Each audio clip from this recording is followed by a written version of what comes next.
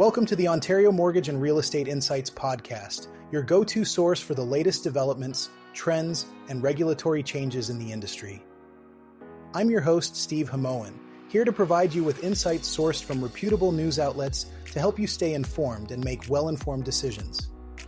This podcast is brought to you by Real Approved Inc., a trusted mortgage brokerage dedicated to helping Canadians achieve their home ownership dreams. Visit realapproved.ca to learn more about how their experienced team can assist you with your mortgage needs. Let's dive into today's episode. Today, we're tackling a major topic that's on the horizon for many Canadians, the renewal of 1.2 million fixed-rate mortgages. As we head into 2025, these renewals are set against a backdrop of significantly higher interest rates compared to when these mortgages were initially contracted. During the pandemic, the Bank of Canada's overnight rate was at or below 1%, but now it's risen to 3.25%. This shift means many homeowners are facing the prospect of much higher mortgage payments. Aya McMillan, a marketing professional from Toronto, found herself in the thick of this situation. Her mortgage with Scotiabank was up for renewal, and the new rates offered could have increased her bi-weekly payments by up to $704. Faced with this challenge, McMillan decided to explore her options, ultimately switching to a non-bank lender for a more favorable rate. This scenario is not unique to McMillan. We're witnessing what some analysts are calling the Great Renewal, as a significant number of fixed-rate mortgages come up for renewal. The stakes are particularly high for Canada's Big Six banks, RBC, TD, CIBC, BMO, Scotiabank, and National Bank, as they could potentially lose customers to non-bank lenders and see a dip in their profitability. Non-bank lenders, such as monolines and credit unions, are positioning themselves to capture market share by offering competitive rates. Monolines, which specialize in one type of loan, are particularly attractive to consumers looking for lower rates. These lenders often provide some of the market's lowest posted rates, as they do not have the overhead of traditional banks. In response, the Big Six banks are gearing up for what could be described as a mortgage war. They're enhancing their offerings with incentives like cashback, rate discounts, and loyalty points to retain their customers and attract new ones. Some banks are also investing in digital tools and platforms to improve customer experience and provide better mortgage advice. This competitive environment is beneficial for consumers, as it offers more choices and potentially better pricing. Carl D'Souza, a financial analyst at credit rating agency Morningstar DBRS, suggests that increased competition can lead to better deals for borrowers. However, it's important to remember that the best offers might be reserved for those with stronger financial profiles or those who have multiple accounts with their lender. As homeowners like McMillan explore their options, they're also finding that non-bank lenders are increasingly viable alternatives. These lenders, including mortgage finance corporations and credit unions, are gaining traction. The Canada Mortgage and Housing Corporation reports that the market share of mortgage finance corporations rose from 6% in 2020 to 8.45% in 2024. Credit unions saw similar growth, from 14% to 20% in the same period. This shift is partly driven by new rules that remove the stress test requirement for uninsured mortgagors changing lenders, making it easier for borrowers to shop around for better rates. As a result, the percentage of consumers using mortgage brokers has increased, nearly matching those going directly to lenders. Penelope Graham, a mortgage expert at ratehub.ca, notes that consumers are very rate motivated in this high-interest environment. Many are willing to separate their mortgage from other banking products if it means securing a lower rate. This behavior is contributing to the growing popularity of non-bank lenders. In conclusion, the upcoming wave of mortgage renewals presents both challenges and opportunities. Homeowners need to be proactive in exploring their options to ensure they secure the best possible deal. Whether sticking with a traditional bank or venturing into the realm of non-bank lenders, it's crucial to shop around and negotiate for the most favorable terms. The Canadian housing market has been through a whirlwind over the past few years, with spiking interest rates causing major challenges for borrowers. But has the situation improved since then? Let's take a closer look at the current landscape and what it means for struggling homeowners. A cost of living crisis and surging interest rates have contributed to a fraught outlook for many homeowners, squeezing budgets and eating into take-home pay. While there are signs of improvement, a significant number of Canadians are still grappling with substantial financial hurdles. According to a recent TD Bank survey, 49% of respondents view inflation and the cost of living as their biggest financial challenges in 2025, even as interest rates fall and inflation trends downward. Moreover, a BMO poll reveals that nearly two-thirds of Canadians, about 63%, are concerned about the possibility of a recession in the next 12 months, with only 19% expecting economic improvement this year. This anxiety is coupled with the reality that many mortgages are renewing at higher rates in 2025 and 2026. Although the threat of this wave has eased somewhat due to a series of rate cuts by the Bank of Canada, many homeowners will still face steeper payments than they've been used to managing. So how can struggling borrowers navigate these higher rates and payments? According to Anthony Zhang, a broker at DLC Clear Trust Mortgages, maintaining clear communication with lenders or brokers is crucial. Just talk to your lenders or bank, Zhang advises. There's no bank that wants to foreclose your property at the end of the day. He emphasizes that banks often have options to help, such as payment deferment or temporary payment holidays, especially if a borrower loses their job. Zhang also notes that missing payments without notifying the lender can have significant downsides, including damage to one's credit score and future mortgage prospects. He recommends picking up the phone and discussing options with a broker. For some clients, extending the amortization period can be a viable solution. I've helped clients extend their amortization from 10 years back to 30 years, so they can manage their payments better, Zhang shares. On a brighter note, rates have already fallen and are expected to continue decreasing in 2025. The Bank of Canada is anticipated to proceed cautiously but steadily in lowering rates this year, with the bond market also trending downward. According to TD Bank economists led by James Orlando, a 25 basis point cut to 3.00% is predicted, bolstered by economic resilience and strong consumer spending. This means that while borrowers ending a 5-year fixed mortgage this year might see an increase in their mortgage payments, the outlook is not as dire as it appeared last year. Zhang mentions that renewal rates could be below the 4% level, which is not a substantial jump for many borrowers who have been preparing for this situation. Falling rates might even lead to a slight increase in transaction volume in the housing and mortgage markets this year. Zhang highlights that immigrant buyers will remain a significant part of this activity, despite lower immigration targets for 2025 compared to previous years. However, a market boom is unlikely, given Canadians' pessimistic economic outlook for the year. Zhang points out that while there is a large pipeline of potential buyers, particularly those gaining permanent residency in the next 2 years, the overall economic conditions and a high number of unsold homes may prevent a significant rebound in property values. The federal government recently launched the Secondary Suite Refinance program on January 15th, aiming to provide homeowners with new financial opportunities. The program allows homeowners to refinance up to 90% of their property's value, capped at $2 million, to build secondary suites intended for long-term rental use. Notably, it excludes short-term rentals like Airbnb. This initiative holds promise for homeowners looking to enhance their investments or alleviate financial pressures by adding tenants, as well as for job creation and the expansion of the broader housing supply. Despite the optimistic reception, some mortgage brokers have expressed concerns over the lack of clarity surrounding the program. Connor Green, a mortgage agent with Concierge Mortgage Group, highlights that the program's guidelines are currently quite limited. Typically, with a product of this nature, you'd see something much more fleshed out, Green remarks, emphasizing the need for more comprehensive details. One of the main issues is the limited information available to homeowners eager to utilize the program, particularly regarding the application process. The Canada Mortgage and Housing Corporation, which oversees the program, has advised interested homeowners to contact their lender or mortgage provider. However, the specifics of who qualifies remain vague, including financing logistics, timelines, and inspection criteria. Tracy Valco, principal mortgage broker and founder of Valco Financial, points out that more direction is needed on how the funds will be managed.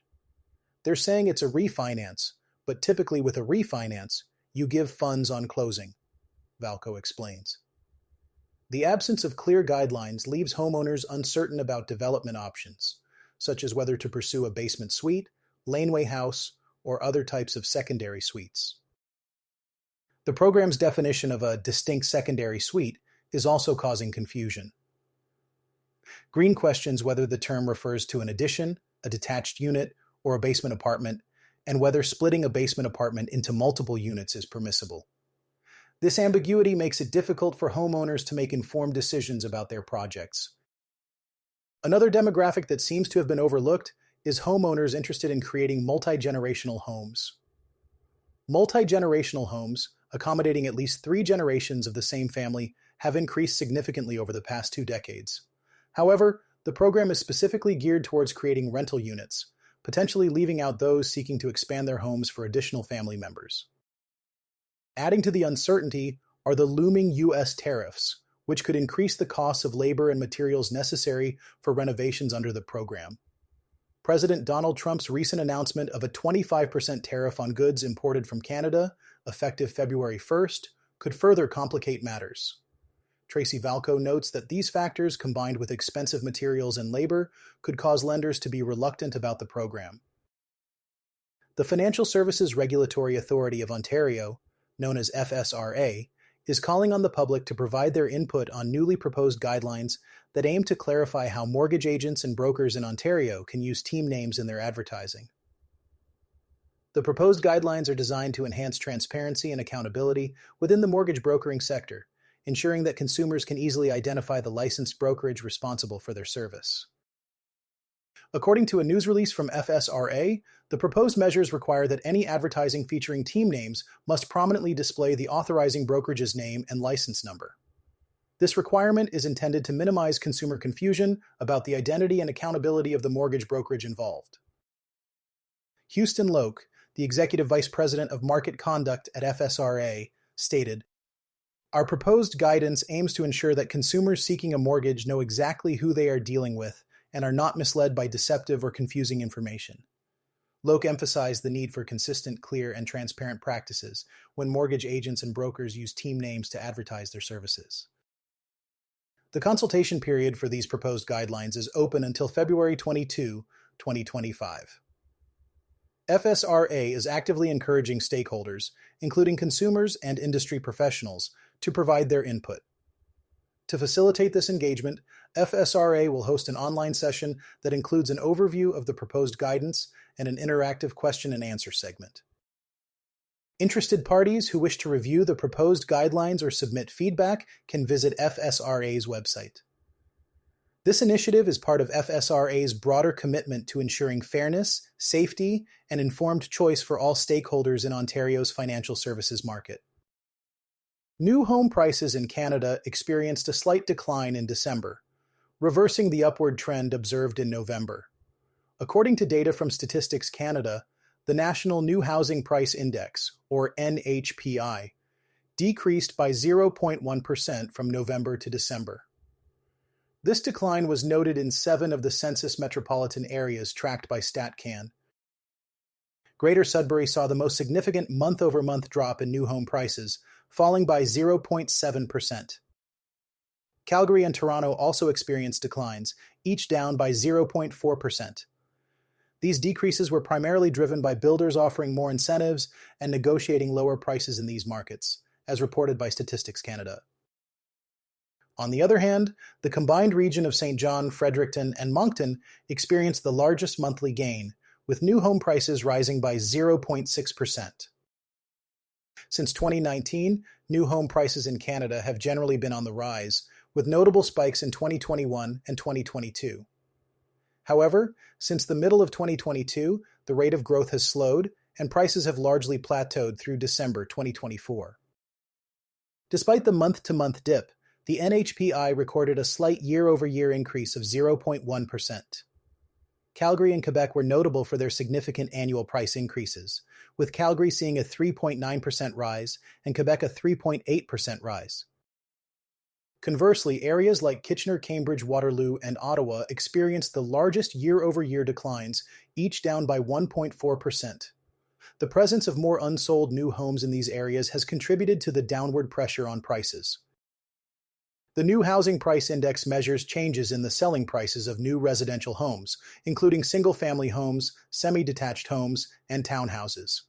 It reflects the prices agreed upon between builders and buyers, excluding taxes such as the goods and services tax and the harmonized sales tax, and is not seasonally adjusted. Townhouses in the Greater Toronto and Hamilton area, often referred to as the GTHA, have witnessed a remarkable surge in sales, achieving their strongest quarter in 2 years. This comes as townhouse sales have outpaced the struggling condominium and apartment markets, according to a report by Zonda Urban for 2024. Townhouses accounted for a substantial 43% of the total annual housing volume in 2024, marking the largest share in over a decade.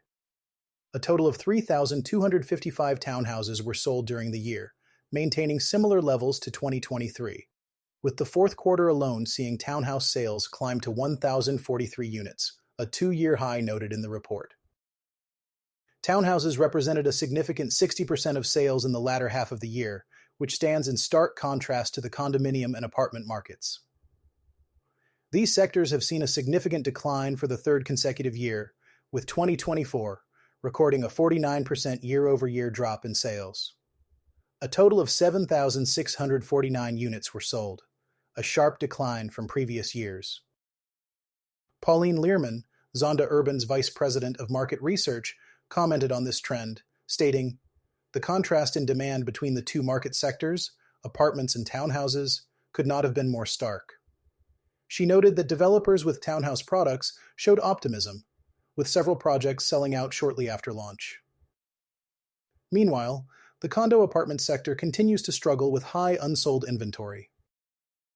The average price of a new condominium apartment in the GTHA was $1,141 per square foot as of the fourth quarter of 2024, with an average sale price of $783,535 for a 689 square foot unit. Prices have remained steady compared to the fourth quarter of 2023. In contrast, the average townhouse price dropped by 3% year-over-year to $1,135,191 for a 1,674 square foot unit, as smaller product offerings entered the market. Condominium developers are facing additional challenges, with new projects needing competitive pricing to compete with the resale market, resulting in only slight sales growth during the summer months. The divergence between the townhouse and apartment markets extended to new project launches as well. Only 21 new condominium apartment projects, totaling 6,587 units, were launched in 2024, the lowest number in over 15 years. Only 19% of these units sold at launch, a steep drop from absorption rates of 38% in 2023 and 63% in 2022. On the other hand, the townhouse market saw a total of 54 new projects, comprising 2,436 units, with 58% of units sold at opening. This marks a modest increase from a 55% absorption rate in 2023. Zonda Urban predicts that the high volume of apartment completions will hinder any significant recovery in the condominium market during the first half of 2025. Additionally, 3,461 apartment units were pulled from the market in 2024 across 8 buildings, marking the highest number of cancellations since 2018. This indicates ongoing challenges in the condominium sector, with developers potentially needing to reconsider their strategies moving forward. Michelle Cam, a leading real estate broker in Toronto, is highlighting the unique opportunities present in the winter real estate market. While commonly viewed as a slower season, Cam argues that winter provides distinct advantages for both buyers and sellers willing to adapt their strategies.